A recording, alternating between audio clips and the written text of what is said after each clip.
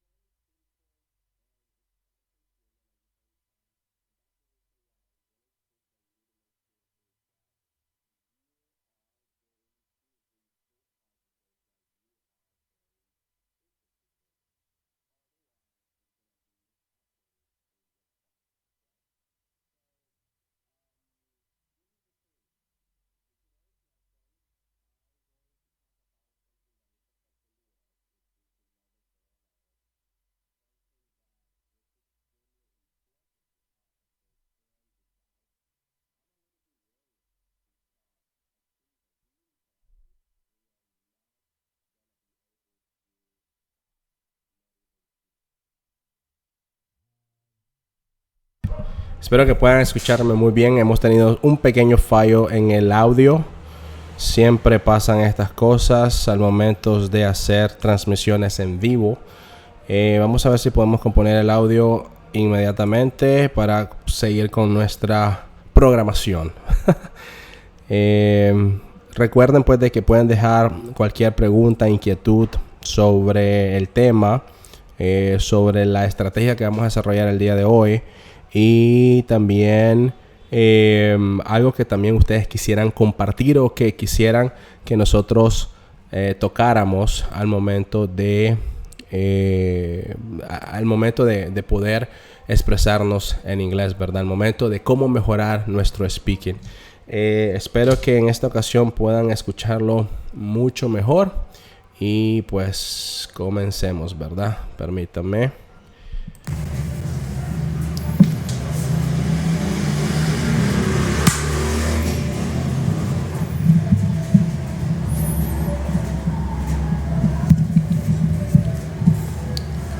Hi guys, this is Nestor once again with our Nickeling with Live event. In our live event, we are going to talk about some common topic that most of you have asked to your teachers before. I receive this question every often, and the question is, how can I improve my current vocabulary? How can I expand my vocabulary? And the answer is very simple. And the thing is that we have two ways of facing a situation. One of them is to skip the word, and maybe one day I will eventually understand what the word is. And the other one is to put some kind of action on it. If I don't know the word, what I need to do is that I need to take my pen and my notebook and write down the word.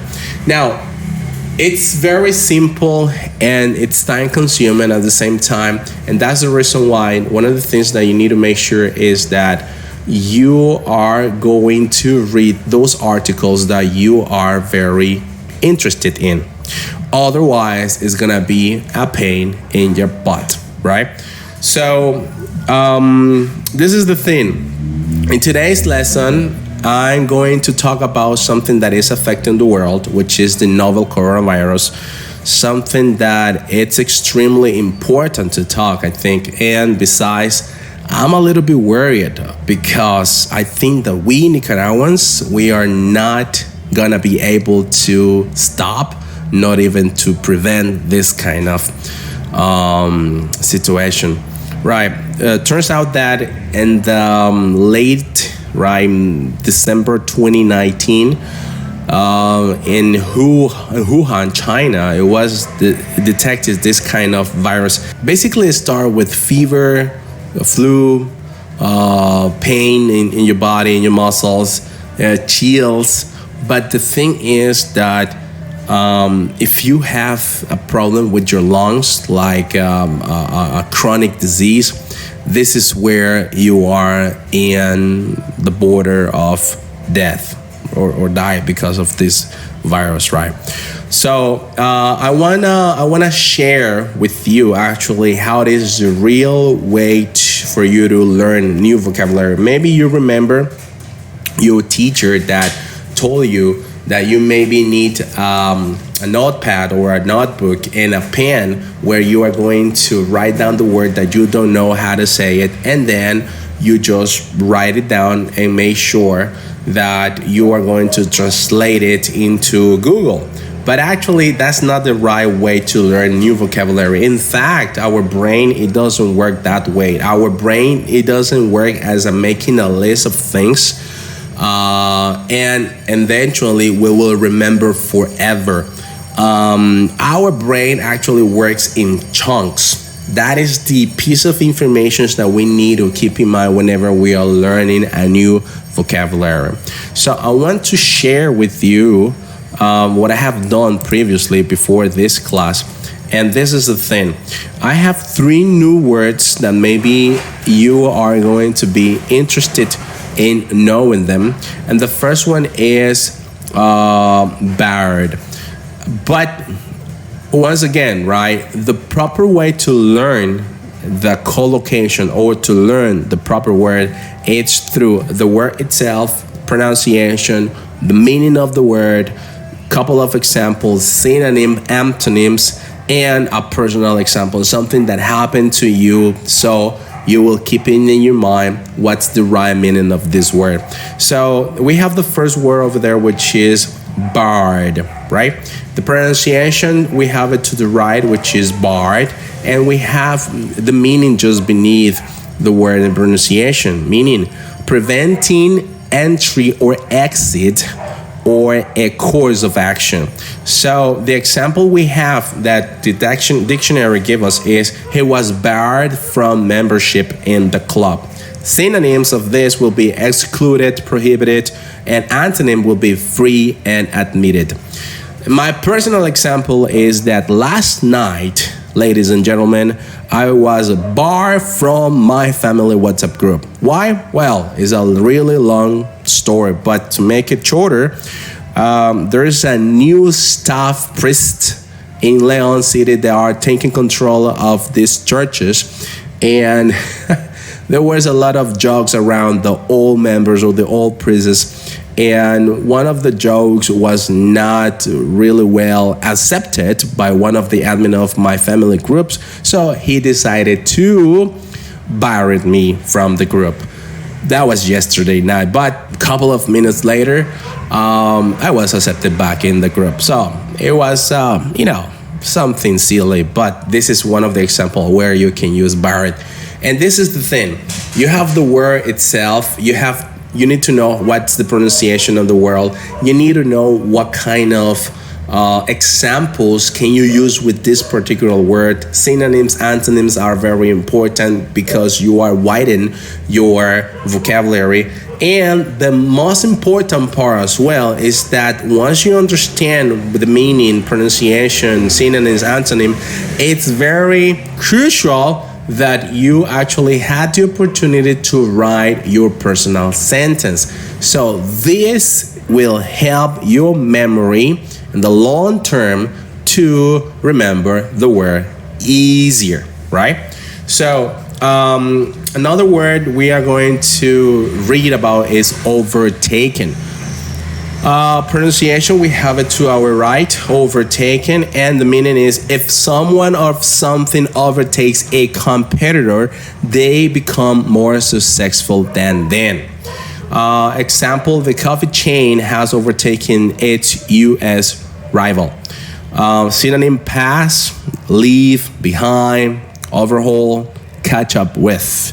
Antonym, lose, fail, miss, and fall behind. My personal example, I was able to overtake my competitor when I was in the swimming race.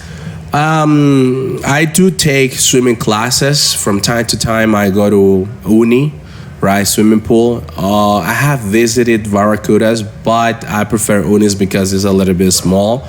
So there was a guy in the swimming race that used to overtake me, right? But last week I improved one of my swimming techniques and I was able to overtake him. So it was pretty decent race. It's only 25 meters long, but at the end I was able to be a champ, right? So which just means that I overtook the race, right? So that's another weight, or that's another word we're gonna be covering, overtaken. And one more time, word, meaning, pronunciation, example, synonyms, antonyms, and your own example. Last but not least, we have outbreak, right?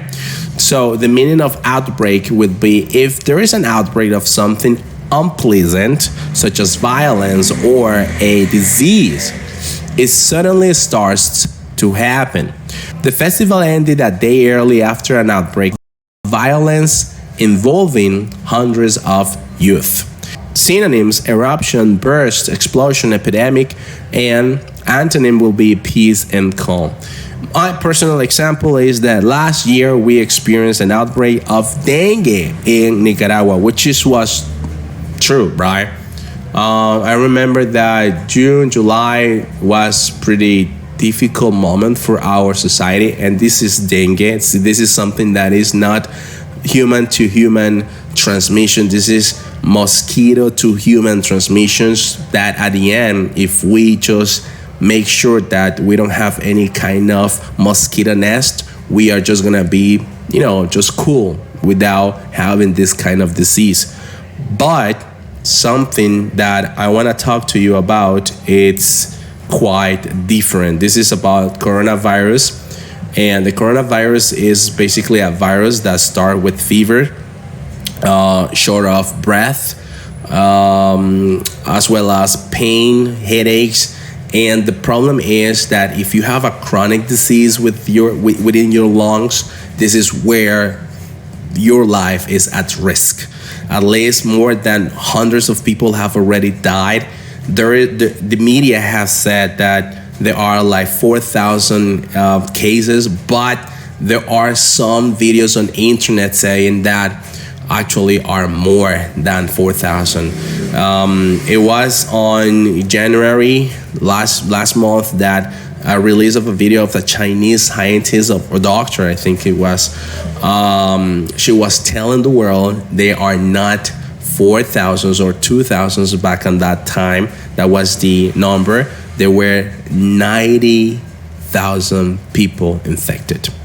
So we need to keep in mind that China, it's a large country, millions and millions of people live there, and it's easily to spread this virus between people, because one person can even spread the virus to 2 people or to 3 people. That's gonna be dependent on how is the contact between those persons, right? So I want you to take a look at the following, because I want you to listen to this. Here we go.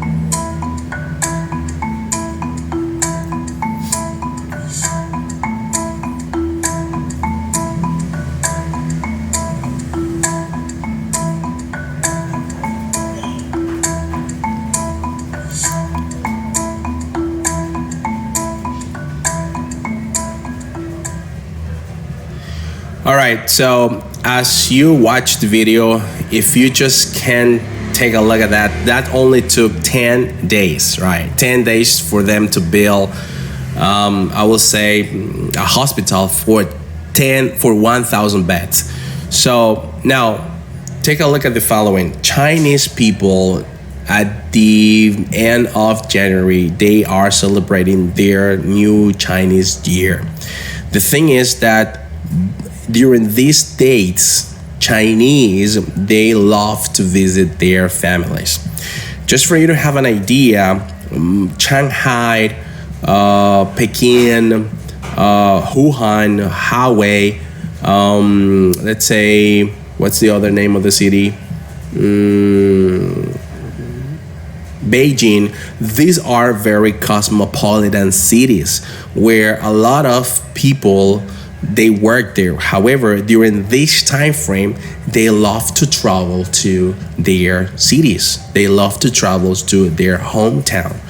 And this is, I don't know what's going on, but this is a very important date, because a lot of people are just getting together.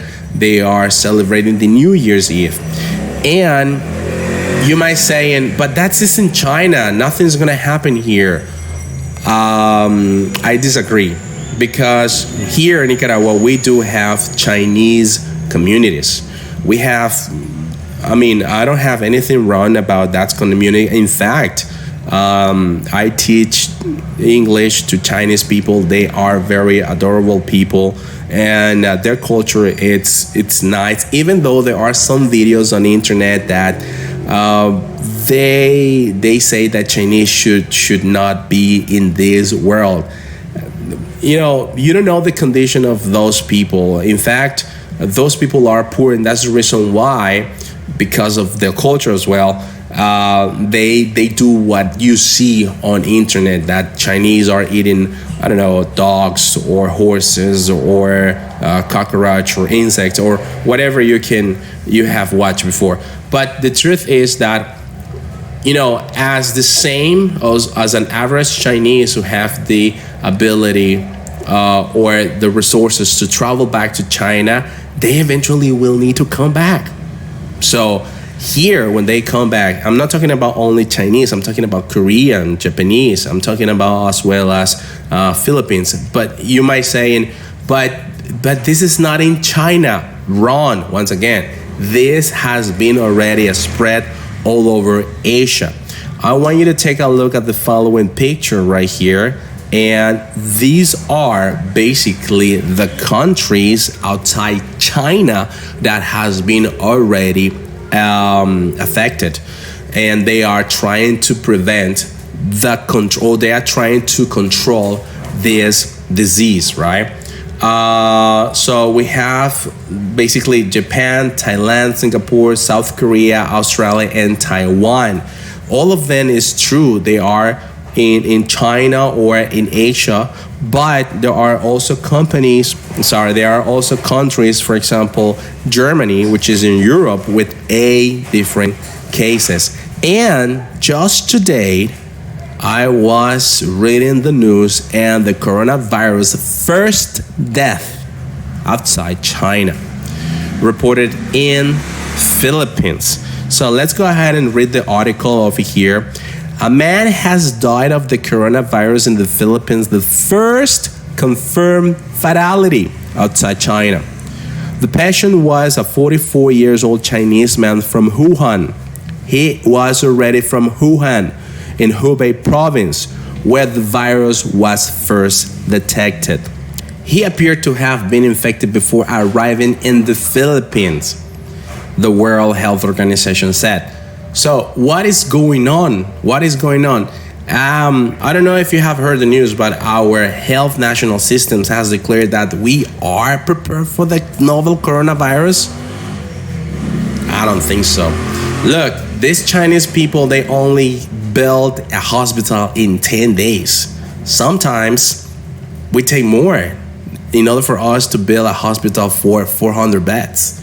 So we need to do something about this, and we need to be prepared. You know, Russia, for example, have banned people coming from China, and I think that it might be something racist. People might think, but the truth is that we need to protect our people first. Things first. Eventually, when there is a vaccine for this kind of disease, they can just come back to our land, right, or to our country. I'm talking about especially those people who have traveled to China and they want to come back, right? So then it says that more than 3 people have died in the outbreak. Remember the word outbreak, the one that we just covered before? Outbreak. Where is outbreak? It's just right here. I'm talking about if there is an outbreak of something unpleasant, right? So more than 300 people have died in the outbreak so far, and the vast majority from Hubei. Okay, so you might say, okay, but they're still dying in Hubei, they're still dying in China, they're still dying in Wuhan. But the truth is that it's not if they are dying there. They are dying there because this started in December 2019. Today is February 2nd, and we are just start knowing about this kind of disease or this kind of virus. So we need to be, we need to take some advantage. We need to take some kind of protection and measurements to make sure that our families or our life there is not going to be at risk, right? So then we have the US, United States, Australia, and an increasing number of other countries that have barred, right? We have the word barred, so which means prevented the entry, which is great. This is something that we also need to do. It's not only, do you think that just measure the temperature of a person, making sure this person doesn't have fever, is going to protect us, is going to be like prevention measurement? I don't think so. Just keep in mind that this virus can be located in your body for 14 days. And after those 14 days, sometimes 7 days, you start seeing the symptoms, or you start actually feeling the symptoms, right?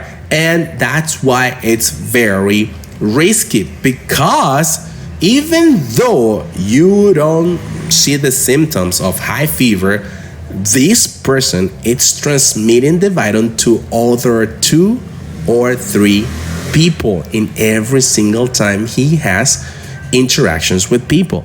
So we need to be careful. Okay, the number of coronavirus cases worldwide has overtaken that of the similar SARS epidemic, which spread to more than 24 countries in 2003. But the mortality rate of the new virus, which is the novel coronavirus, is much lower, suggesting it is not deadly. Okay, so, well, if you do a comparison in China and between China and Nicaragua, you will realize that only the province of Hubei and the city of Wuhan is the size of London. London have 10 million people, and as well as Wuhan. Here in Nicaragua, we are 6 million plus Costa Rica. That will be 10 million. So the whole Nicaraguan country and the whole Nicaragua people will be facing this situation. And this is not particular something that affects only one group of people. It affects women, children, and men. So what do we know about this death? The man traveled to the Philippines from Wuhan via Hong Kong with a 30-year-old Chinese woman who also tested positive last week, the Philippine Department of Health said. So take a look at this. The man who died in the Philippines, he was basically with a company, and the company was a woman who also tested positive in the results. So what's going on? This is not only the case, there are going to be more and more people, obviously. Now, officials said he was admitted to the hospital in the capital, Manila. This is Philippines already, where he developed severe pneumonia. The man is thought to have had other pre-existing health conditions. It could be, right? It could be maybe the guy who was already sick, but he only got the flu or this virus and now he's dead.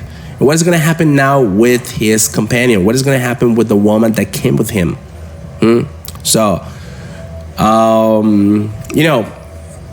this is the actual situation. We need to be aware. We need to be very, very careful. The only way to prevent this disease is not to go into places that are very crowded, or another way, it's for you to cover your mouth and nose with a face mask. And additional to that is constantly washing your hands. The virus is in the environment, which just means that if we breathe, it just easily gets in our system.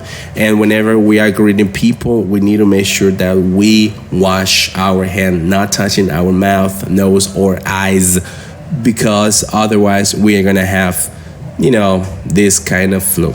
Now, so this is the idea that you have the opportunity to, through a real lecture, you can get some the words or vocabulary that you don't understand. But it's not only to translate the word into Spanish. It's more than that. It's basically know the proper meaning.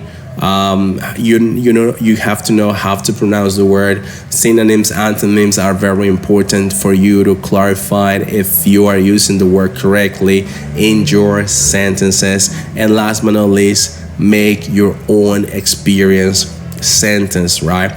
So by doing this, it will stay in your long-term memory. So this is actually the proper way that you need to learn a word or a new vocabulary. So you take something that is very interesting to you, that you want to share eventually in a social group with your family, friends, or in our club as well, where you have the word that you don't understand, and next to the word, you actually look for its pronunciation. Later on, you work with the meaning, examples, synonyms, antonyms, and your personal example.